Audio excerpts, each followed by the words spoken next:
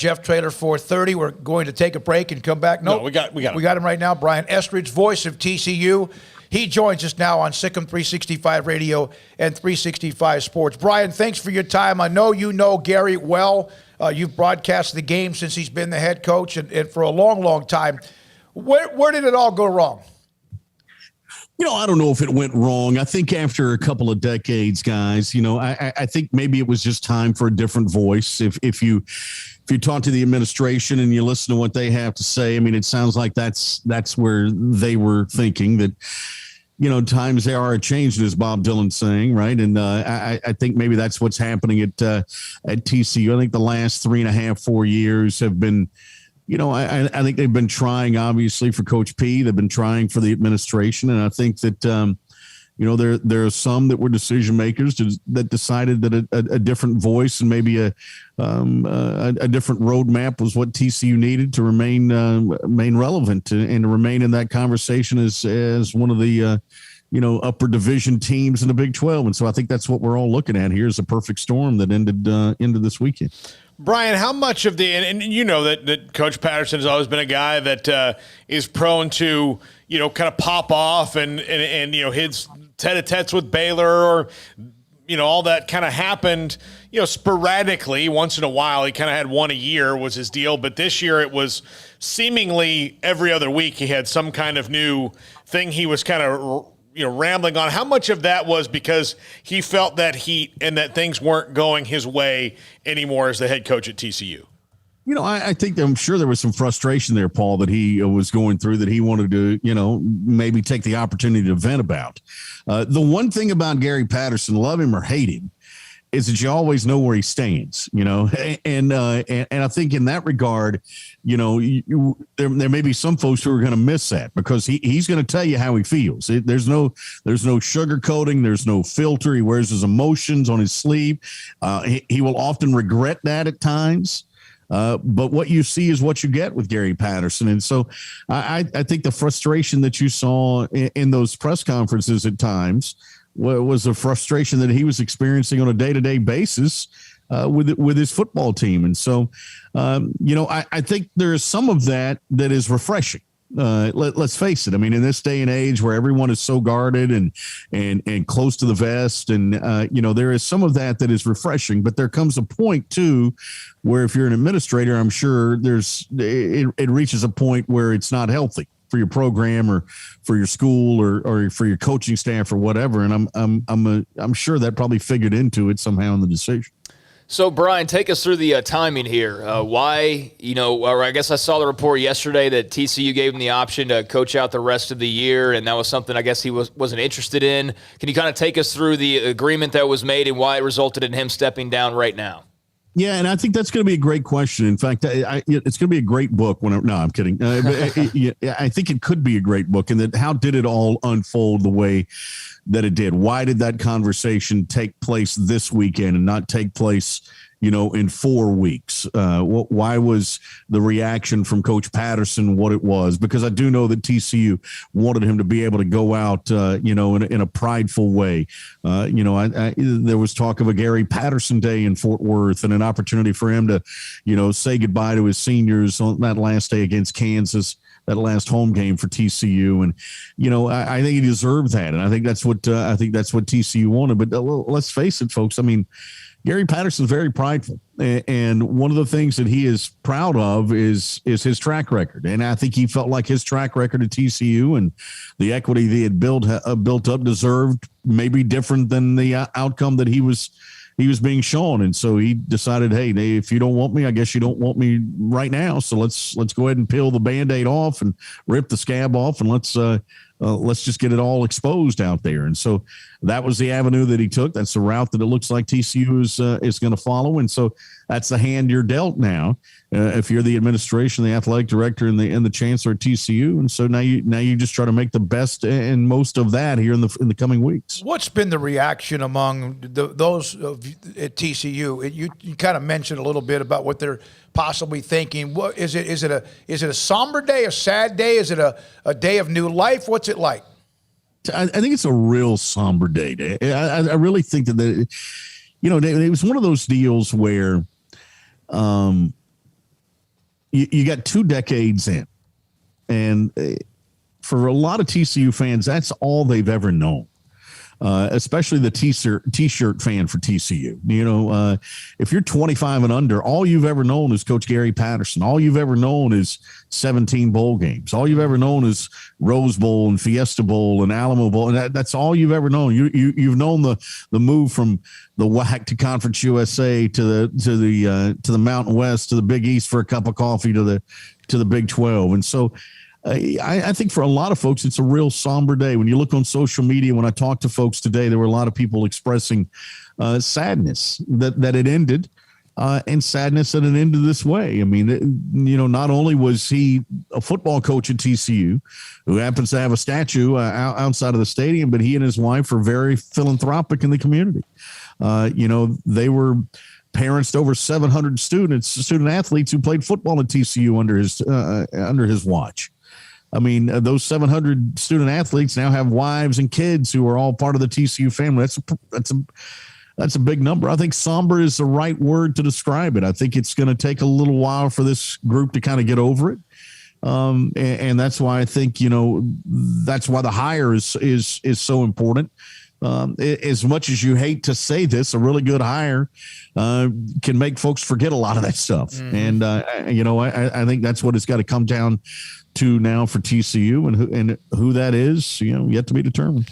What do you think Jeremiah Donati is looking for in someone to replace a guy with a statue? I mean, that's intimidating. I think he's looking. That's a great question. Well, I think he's looking for a guy who deserves another statue. I think you got to go out and you got to be trying to find the next Gary Patterson. And I'm not talking about a defensive coordinator or a guy who maybe does things exactly the way Gary does. And I don't think that's the case. I mean, how many times do you see it across the country when you hire a football coach or an athletic director? The pendulum always swings to the opposite side. And so maybe it's an offensive guy. Maybe it's a guy who is a CEO, more of a CEO coach than Coach P was, who was all in on the defense. I mean, I think you got all these things that come into play. What do I think? Which is not, what I think and what I know are two different things. I think a lot. I don't know very much. I think TCU tries to find a sitting head coach. I think in a perfect world, you find a sitting head coach with Texas ties. I think you find a sitting head coach who's had some success offensively. I think you try to find a family guy who is willing and ready to put down some roots in Fort Worth. And I think all those. I think if you can find someone who knows a little bit about the Big 12 as well, I think all those things are on the list. And you hope to check as many of those boxes as you can. And maybe you don't check them all. And maybe you do create a new box and take a risk on somebody. You go, you know what? Yeah, let's make him tell me no. Maybe there is some of that. And so I think that's kind of what they're looking at. There are a lot of names out there obviously being thrown around. Or, it's interesting. And you guys know this as well as I do. A lot of names, but then there aren't a lot of names. Yeah. Yep. It's really kind of 3 names or 4 names being bannered about. And so, it's going to be interesting to see if it does, in fact, come from that smaller pool. Brian, just in terms of the team this year, going into the season, there was a lot of different thoughts to have about TCU, but one thing you knew was Max Duggan was back, and you got Zach Evans and Quentin Johnston, and there was a lot of optimism for the offense, even though the line was a bit of a question mark. The defense obviously has been a disappointment compared to their normal defensive performance. For you, just team-wise, why was it not connecting this year? Is it injuries wreaking havoc? What was it for you? Yeah, Craig, I think you can point to injuries, but everybody has injuries. Yeah. Everybody's, coaches always like to say we're young. You can say that, you can find young players playing on every team. I think it was the disconnect in the defensive backfield. Gary demands a lot of his defense. There's a lot of communication that has to take place. And I think when you lose Trey Merrick and you lose Ardarius Washington and you force LaKendrick Van Zandt into a role that maybe he was uncomfortable with, that you lost some communication on that back end. Take Garrett Wallow, the linebacker, who had a really good knack for getting everyone in the right position. You take those guys out of the mix, and I think that's what this defense is really lacking, is essentially having a quarterback on the field to relay what Gary Patterson's giving him from the sidelines and make sure that it carries over, because there are reads as part of this defense that have to happen on the fly. So I think that has been the disconnect. I think you touched on everything there to start with. The surprise has probably been the offensive line. At times, the offensive line has been really good this year. They've been able to run the ball for nearly 400 yards in a game. They've been able to throw the ball for nearly 400 yards in a game. They've been dominant at times up front. They're athletic up front. The running backs are good enough. You guys, you've seen Zach Evans before. I mean, this guy can play. Mm-hmm. Max Duggan is battling a foot injury right now that really hindered him on Saturday against Kansas State. But Max Duggan is, and I hate this word, and Smokey, if you use this word to describe Quincy Carter, I'm pulling this word back. but back in the day, but Duggan is a more than serviceable quarterback in the Big 12. He's not just a bus driver.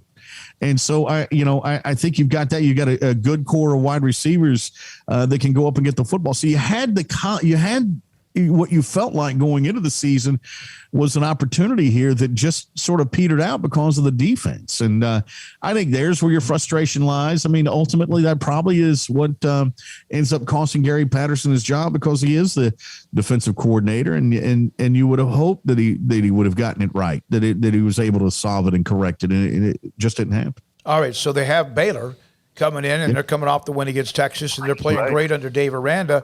Jerry Kill takes over. Dave Aranda coached against him when he was at Minnesota. Aranda was at Wisconsin. You either can get real conservative and keep everything very simple, or you can just throw everything like the kitchen sink because you have nothing to lose. What do you expect? That's a great question, and that's a good way to put it out. Knowing Jerry Kill and knowing his history, you'd have to believe that it's the former. That he goes conservative, that he tries to reduce the number of possessions, that he utilizes that offensive line in his ground game, knowing he's got an injured quarterback, that he tries to keep his defense that is banged up, that it has struggled, that now all of a sudden is going to have a new play caller on defense. You try to keep them off the field as much as you can.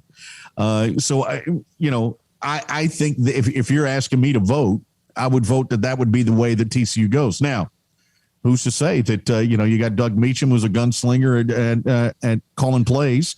If Jerry Kill is having to manage the game and not necessarily manage the offense, does that show up on Saturday? And all of a sudden you are throwing verticals, every down. Potentially, you bring the house on defense and try to disrupt the terrific job that Baylor's done on offense this year. Potentially. I just feel like knowing Jerry Kill and knowing his history and knowing what he's up against. Let's face it, guys. I mean, this is going to be a tough week. It's going to be a tough week for TCU, concentration-wise. Going to be a tough week motivation-wise. It's going to be a tough week emotion-wise. And so, how do you overcome that? Let's just slow things down. Let's take a deep breath. Let's do what we do and try to do that part well, and see if we can't figure out a way to win on Saturday. Gary, the Patterson out, TCU head coach, Jerry Kill, the interim head coach. Patterson and Baylor had some wars, man. I mean, from not just Bryles, but also in other games as well. So Sonny Dykes, he was there, right, earlier this year in that game. How ironic would that be just for him to switch from one city to the next and stay in Dallas-Fort Worth? That's a name I haven't heard. No, I'm kidding. That one would be interesting. I mean, Sonny's a guy who has been here at TCU. He was on Gary's staff as an analyst. Obviously, beat the Horned Frogs earlier in the year. He's done a terrific job at SMU. You guys have been around him. It's hard not to like Sonny Dykes. I mean, he's just about the right things. He's a good guy, good family guy. We know high school coaches here in the state of Texas love him, and you got to give him kudos for what he's done playing the portal game at SMU. So, I think I think that would be a qualified candidate. How about that for the TCU job? And I think there are a lot of TCU folks that would be pleased with that one. But I think there's more out there. I do. I think, like we said earlier to start this thing, I think there's a couple of guys that you have to make them tell you no. And so for me, it's kind of like scheduling. When you schedule a non-conference schedule, you try to give yourself a stretch game. One that, hey, let's go off and let's knock off a top 5 team. You give you a game that's kind of a 50-50 game. And then you got a game that you're going to win. If I'm the athletic director, I got a guy that I'm going to try to talk into the job. That's a real stretch for me. But if I get him, am I set for life? I got my 50-50 guy who I think he'll take it. Might not take it, but I think he'll take it, and he'll be really, really good, really solid. And then I got a guy that I know is going to take the job that would be good as well. And so if I'm the athletic director, that's my final three. And I would say that I think Sonny would be in that mix. Brian, thank you, man. Good luck with it all. I know it's a difficult. Been there. Yeah, you know how it is. I mean, it's an emotional time. It's for a lot of folks, who are truly emotionally committed to your program. And isn't that what college football is all about? Being emotionally committed. And once that commitment happens, you allow yourself to be hurt. You allow yourself to be vulnerable, and that's where TCU fans are today. I think they're hurt. Some of them. I think there are some that are ready to turn the page. However, be a small contingent, and maybe it's a larger contingent than I know. I don't know, but there are emotions on both sides of this issue to tell you. Well, I'm not telling you anything you didn't know. Thank you, sir. Appreciate it. Brian Estridge, voice of TCU Athletics, great friend of the show as well. With us on Sikkim 365 Radio. Yeah, good stuff from Brian there, and very intrigued by the steps that TCU takes in this coaching search and who that big fish that they might have circled might be, or, who's the guy that you make say no and all of that. And, obviously Sonny Dykes' name's going to get brought up, and, even Jeff Traylor with the news yesterday is not going to stop being mentioned. And, I'm curious to know if Jeremiah Donati's anything like Mack Rhodes is. Who's the secret guy? Who's the Matt Rule that nobody's talking about that could be or Nicky Collin or Nicky Collin? I know that's a different sport, but but not it's the same thing though. Like nobody was talking about Nicky Collin replacing Kim Mulkey, and yet boom, here comes this coach from the WNBA. And so I'm curious to see if they have someone like that up their sleeve, or if it's the more obvious choice in somebody who's close by already. But the world's always just flying by so fast all the time that these major things happen, and we just are like, oh my gosh, and then it's on to the next thing, right? But if you really sit back like I did yesterday after that news dropped and think about the fact that Gary Patterson's out at TCU. Yeah. Like, I know that's obvious is what we're talking about, but who had that in mind as this year started? There couldn't have been anybody. Because I thought they could be, if anyone was going to push for the top level, if someone slipped or if they had things fall their way, that they would be in that conversation along with Oklahoma State to push Iowa State and Oklahoma. And they have just had a disastrous year. Yeah, and even if they didn't live up to your expectations, you still certainly never thought they'd be as bad as they are. No, they'd be a team that goes 7-5, beats Texas, because they always do, and they lost that game. It's just it's shocking, and it's the crazy world of college football for you that's how quickly it can happen. Speaking of which, each weekend for the rest of the year, there's going to be games that what's going to happen there? There were a few last week. Michigan State comes back. Walker goes nuts. 5 touchdowns. Let's see. Michigan State goes back. They're undefeated. They still have Ohio State coming up down the road. Wake Forest remains undefeated. Let's see here. Auburn beats Ole Miss. They're now playing this weekend at College Station against Texas A&M, and what should be and that's one of the things about the SEC. And on occasion, I'll sit there and take a little poke at them. But here you are. You turn around, you win a big game, you play Georgia. Or you turn around, you win a big game, you play Alabama. Or you turn around, win a big game, or you're on your way back, and next thing you know, you're playing Auburn and then Ole Miss back-to-back. It does kind of come at you from different levels and waves as well. There's definitely a massaging of the polls when it comes to SEC teams that the media does. I don't think there's any denying that. I'm not tinfoil hat guy. It's just obvious when you look at the polls sometimes and how some teams fall. But if you are going to mention that, you can't not mention that, it's also the fact that they do turn around and then play this juggernaut of a schedule, and that plays into it. So I think smart voters take that into account. But that Michigan State win was awesome. I mean, Kenneth Walker, holy cow, what an all-timer of a performance, and a brutal loss for Michigan, obviously. But I mean, that was a fight, and I know we got a lot of other things to talk about. Well, we got a guest coming up in Sam Con. But one thing, Eric on the text line, hey guys, in Lubbock, all the radio guys right now very high on Joey McGuire. All day, hire McGuire, trending in Red Raider world. Eric in Lubbock. Dave Aranda was asked about Joey McGuire's name popping up a little bit because he mentioned how popular and how much everyone seems to love Joey McGuire. And don't think that his name wouldn't be interested. If you're not going to get Jeff Traylor and you want a similar kind of person, he and Joey McGuire cut from the exact same cloth nearly. I mean, they're right there on the same kind of wavelength. Yeah, and as somebody who's covered Joey McGuire in the last few years, love the guy. I think he's awesome. Obviously, Baylor fans probably wish this coaching staff could stay together forever. That's not realistic, and there's going to be a lot of people coming at this coaching staff, I think, this offseason, and I'm sure Joey McGuire is going to be right at the top of that list. So is Jeff Grimes. Yeah, so is Jeff Grimes, and I'm sure Eric Mateos will get some calls, and I mean everybody's probably going to be getting phone calls. I mean, that's how successful they've been. So wishing the best for Joey, and I know he wants to be a head coach one day. So cool to see his name getting brought up. I know it's a bummer in Waco, but that you knew this was coming some point and some time when he was hired years ago. You knew that was going to happen eventually. When they had the coaching change with Matt Rule, he wanted it and he didn't get it. And Mac Rhodes did a really good job. I'll never forget talking to Joey about it. And then the day he texted me and said, hey, let's go, which means he was staying, but his time is coming. You're about to have, at some point, who knows, in 2 or 3 years, we don't know what's going to happen with UT San Antonio, with what Jeff Traylor's accomplished, even with the new extension. Texas State, that's kind of flux. North Texas, TCU, and if TCU gets SMU's head coach, SMU, up and down the spine of 35 in Texas. And on top of that, what's happening in Lubbock. When we come back, Sam Kahn, national writer for theathletic.com, he wrote an article about Gary Patterson, but also he was at the Baylor game against Texas, and that's next on Sikkim 365 Radio.